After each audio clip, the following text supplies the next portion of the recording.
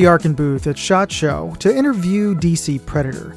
This is the Instagram and YouTube channels of Scott Morris, his brother Ken, and son Cameron, and features some of the most breathtaking hunting footage you'll see anywhere online. And what's even more impressive, they do it all themselves. Hey, Moondog here. We're at the Arkin booth at SHOT Show 2024, and we got some special guests here. We got DC Predator. We have Scott and we have Cam.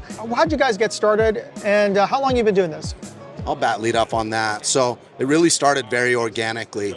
As a father, I started realizing my son, Cameron, was getting older and soon would leave the house. And so we've always enjoyed hunting and thought this was a great opportunity to spend more time together. Oh, that's awesome. And so the hunting part of it was really fun, but it wasn't until later that we wanted to capture some of the memories and some of the excitement on film. And when that happened, everything exploded. We realized there was a thirst for this content and people wanted to see what was going on.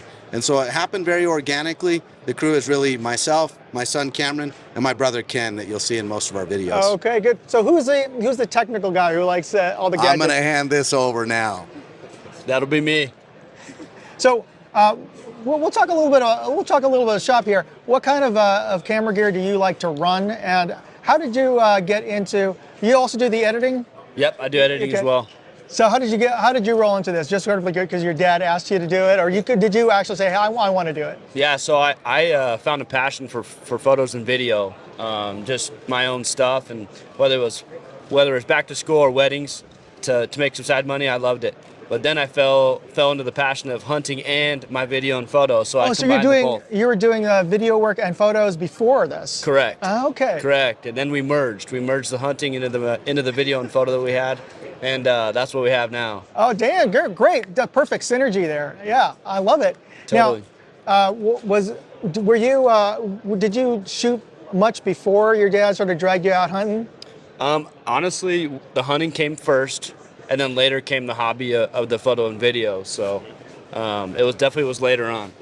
I can step in here. So he was just a little kid, maybe 5 years old. Oh, wow. And on Saturday mornings, rather than get up to watch cartoons, he would get up and rush in and put on the Outdoor Network.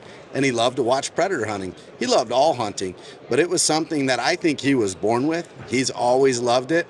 And so it made it natural for us to spend time out in the field together. But that's something that literally he's loved as long as I can remember. Oh, that's great. Now, has this been a family tradition with your family? Yeah, so I would say my dad was a hunter, primarily a deer hunter. But as a kid, we definitely had some hunts where we went out chasing the coyotes. Now, my dad didn't have a lot of time, and so I can probably count on one hand the amount of times that we spent out in the field chasing coyotes. But I'm one of 8 children, and 5 of us are boys. Oh, God bless your mother. Yes, 5 of us are boys, and so within that crew of 5, we have a lot of hunters. My older brother Ken, who's part of our crew, has always loved predator hunting, and so it was at his coaxing that we got on our first hunt together and got the bug, and it's been downhill ever since. I mean, every free minute we have, we spend out in the field chasing these coyotes. Now, do you also do like a broader family? I don't know about the rest of your brothers. You go shooting with your cousins? Yeah, so we have some cousins that we shoot with, but the truth is time is so limited and so precious to us that we've really kind of kept it within the crew, immediate family members. Anytime we get out is like gold to us. And unfortunately, we just haven't expanded that circle to include a lot of cousins. You don't want to drag everybody out there because then it's harder to find what you're shooting. Yeah, more shooting for me, right? Yeah. But that's great. I'm looking forward to it's a little harder coming out of California in terms of the hunting situation. We can't even shoot. We got to shoot with non-lead for starters, and so. But it's a bit of. But I'm looking forward to taking my kids out. But it's great. You're a good role model in terms of both of you for bringing family out, because that's the only way we're going to grow this industry is just, bring in people, especially families. First, that's like the low-hanging fruit. We got to do that at the very least. Oh, for sure. Yeah. So, what do you guys? This is their first SHOT Show, or how many times have you been to SHOT Show?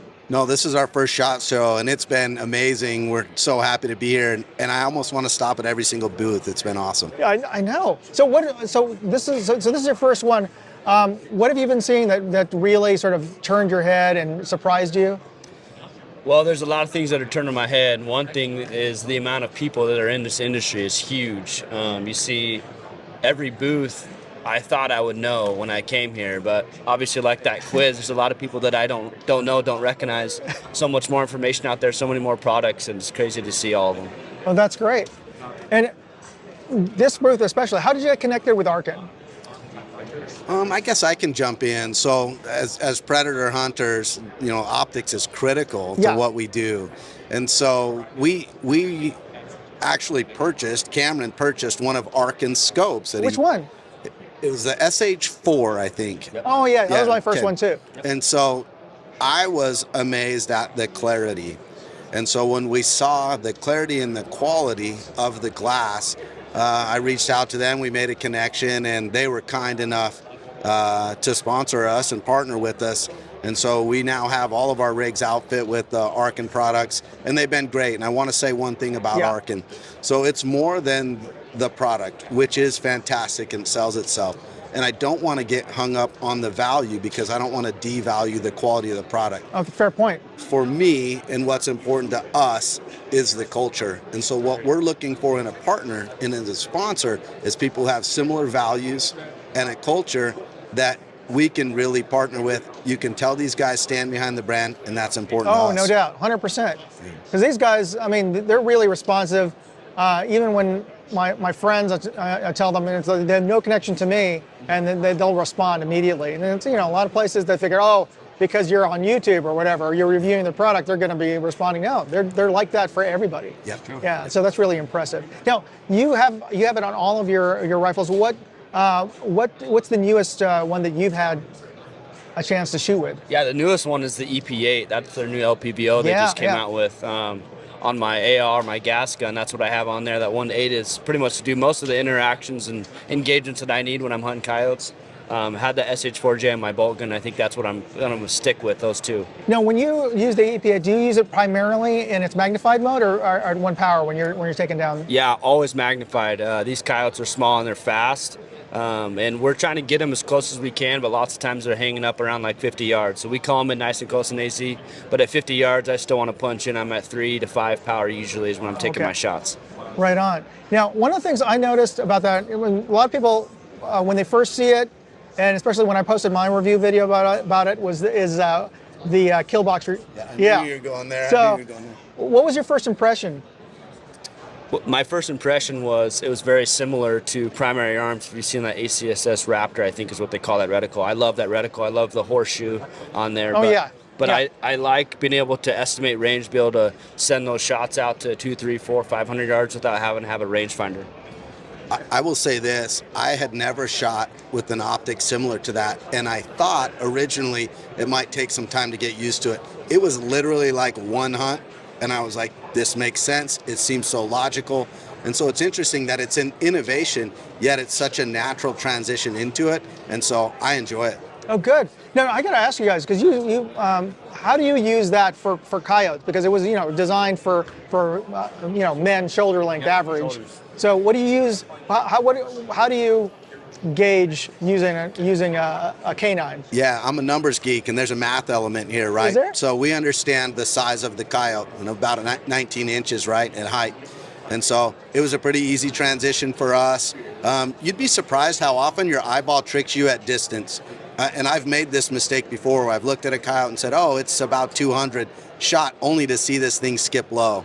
And so pretty easy transition on the coyote, although a coyote's not the size of a man, it still translates well to the kill box. So in terms of when you're doing your calculation with a kill box, what are you using as the references? And do you usually take the coyotes in semi-profile or in terms of using the reticle? What are your guidelines in terms of visual? We take coyotes exactly as they'll give us, right? Okay, yeah. So the reality is, and if you watch our footage, you'll see a lot of times we get to see it at least a quarter, if not a broadside shot.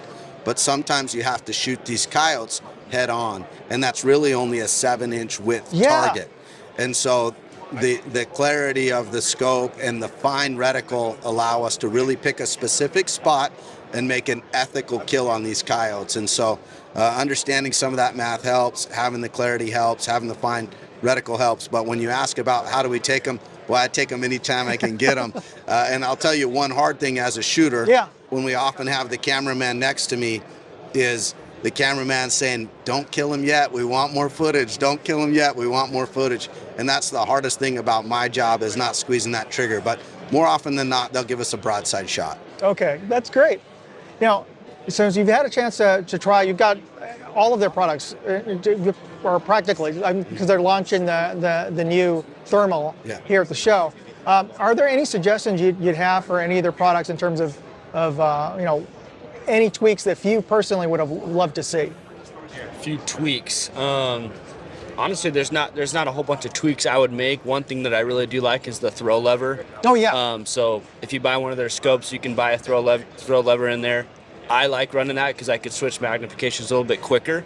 I think as of additions, that's the only thing that I really changed. I run their mounts as well. So I run their low profile mounts on my bolt gun and then their cantilever on my AR. So they just match up really well, pair really well. On the EP8, it comes with a throw lever on there. So would you change the height or anything about that? Or look for, you know, some people would say, well, I'd like an option on the size. Yeah, so an option on the size, are you talking the throw lever? Yeah.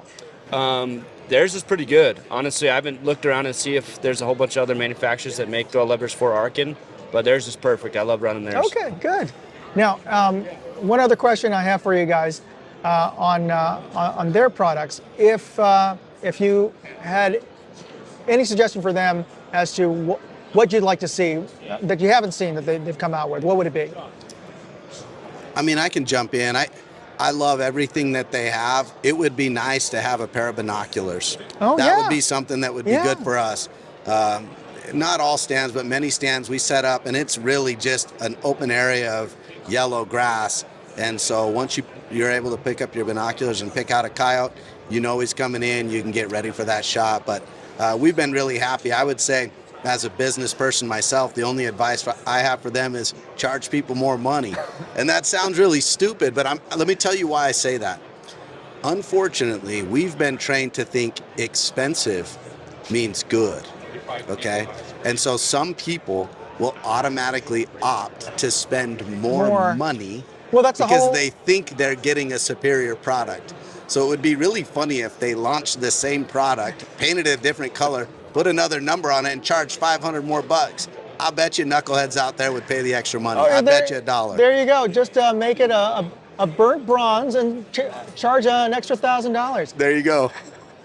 Oh, well, thank you, Scott. Thank you, Cam. Much appreciated. Thank you. And definitely tune into their channel, DC Predator, and be sure to hit like and subscribe, as well as for Moondog Industries. Thanks for watching. You be safe out there. Moondog, out.